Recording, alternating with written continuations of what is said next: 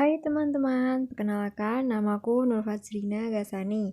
Pada video kali ini, aku akan membahas tentang analisis dari suatu peristiwa kecelakaan kerja.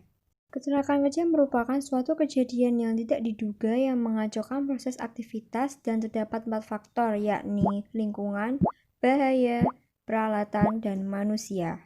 Lalu, apa saja faktor yang menyebabkan terjadinya kecelakaan kerja? Yang pertama ada mesin yang berbahaya, suara bising, bahan yang membahayakan paru-paru, luka fisik, jatuh, luka karena disebabkan kendaraan, dan terbatasnya ruang kerja. Sebuah perusahaan perlu mengutamakan program K3 yang bertujuan untuk meningkatkan kualitas hidup dan produktivitas pekerja.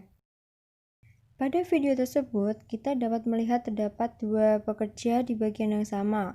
Pekerja yang satu sedang menyalakan mesinnya dan pekerja yang kedua dengan tidak sengaja mengecek mesinnya tanpa melihat bahwa pekerja satu sudah menyalakan mesinnya terlebih dahulu. Dari peristiwa tersebut dapat kita analisis bahwa ruang kerjanya jarak antara yang satu dengan yang lain tidak berdasarkan pencahayaan yang cukup terang dan ruangan yang cukup bersih.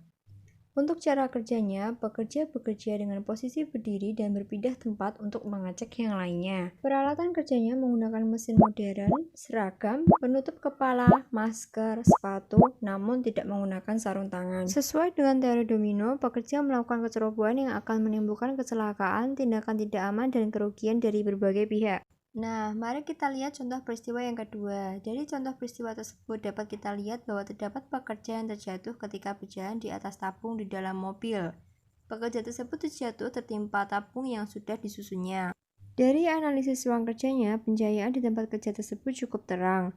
Suhu udara dan ventilasi di tempat kerja cukup nyaman, namun penyusunan dan penyimpanan barang-barang yang berbahaya kurang diperhitungkan keamanannya.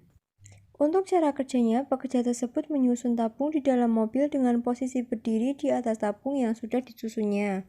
Dari segi peralatan kerjanya tidak ada pengaman, khususnya bagi pekerja yang mengalami kecelakaan kerja tersebut. Sesuai dengan teori domino, pekerja tidak menggunakan APD lengkap yang akan menimbulkan kecelakaan dan kerugian dari berbagai pihak. Unsur K3 meliputi adanya APD, buku petunjuk penggunaan alat, penunjang kesehatan jasmani rohani, dan lain-lain.